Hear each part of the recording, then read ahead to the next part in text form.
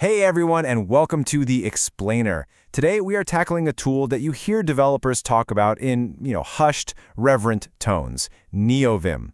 We're going to break it all down and show you how to take this thing from just a text editor and turn it into your own personal super-powered IDE. Let's dive in. And this quote really nails it. We're not just talking about some piece of software here. We're talking about a whole philosophy.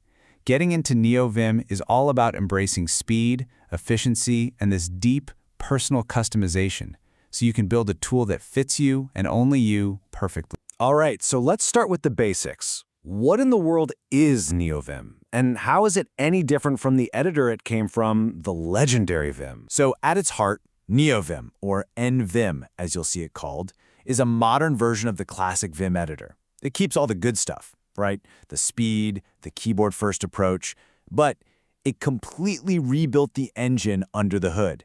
And that modern architecture, that's the secret sauce. It makes it way, way easier to expand and plug into all the modern tools we use today. And here is probably the single biggest difference, the one that really matters. Old-school Vim used its own special language, VimScript, for all your settings. NeoVim, on the other hand, made this huge jump to Lua, which is a much faster, much more modern scripting language. So what does that mean for you? It means your custom setups are just way more powerful and, frankly, a lot easier to write. This one switch is an absolute game changer. Okay, let's get into the one concept that makes NeoVim so powerful. And let's be honest, sometimes a little confusing for beginners. It's called modal editing, and it's the real secret behind its incredible speed. Think about it like this. In any other editor, your keyboard is pretty much always in typing mode. But in NeoVim, your keyboard becomes a multi-tool. Depending on which mode you're in, your keys do totally different things. It's less like typing and more like, speaking a language where the same key can mean navigate down in one context and type the letter J in another. So, you always start out in normal mode. This is your command center. Your keys don't type letters. They give commands, like D to delete a line or J to move down. Now, when you actually want to type text, you press I and you pop into insert mode. Easy enough? Need to highlight a chunk of code? That's visual mode. And for big actions like saving or quitting, you hit the colon key to bring up the command line mode. It's this separation of jobs that makes everything so darn fast. All right, so you're probably thinking, okay, this sounds complicated. How do you even start without just getting totally lost? Well, the good news is it's way, way easier than it sounds. Let me show you. Once you have NeoVim installed, the single most important thing you can do is run this one simple command, :tutor. This thing is amazing. It launches this brilliant interactive tutorial right inside the editor. It teaches you everything you need to know by actually having you do the commands. Seriously, whatever you do, do not skip this. It is the perfect way to get started. Think of this as your first little cheat sheet. You'll notice right away that H, J, K, and L are for moving around. Why? Because it keeps your hands right on the home row of your keyboard so you don't have to reach for the arrow keys. To save your work, you just hit colon, then W for write.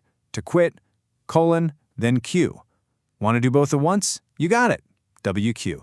I promise, these will become muscle memory faster than you'd believe. Okay, once you've got those basics down, this is where the real fun starts. This is the part where you stop just using NeoVim and you start building it.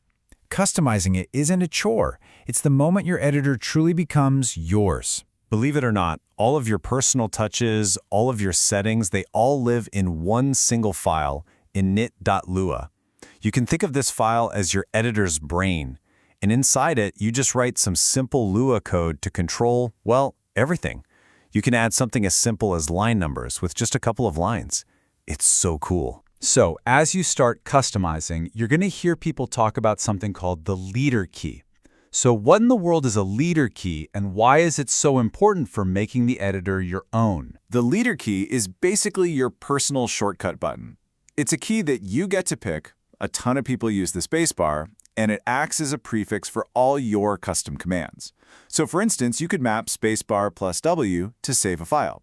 This lets you build out an entire system of shortcuts that's unique to you without ever messing up NeoVim's default commands. It's genius. All right, we've got a fast, customized editor.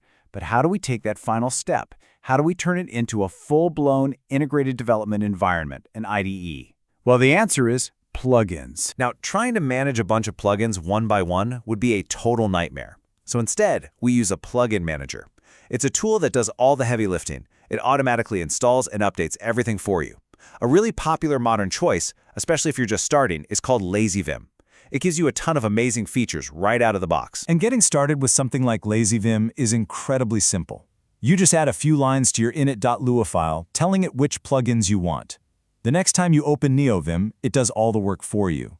And just like that, boom, you've got a file explorer and way smarter syntax highlighting. So where should you start? Think of this list as your IDE starter pack. You'll definitely want Tree Sitter for really intelligent code highlighting.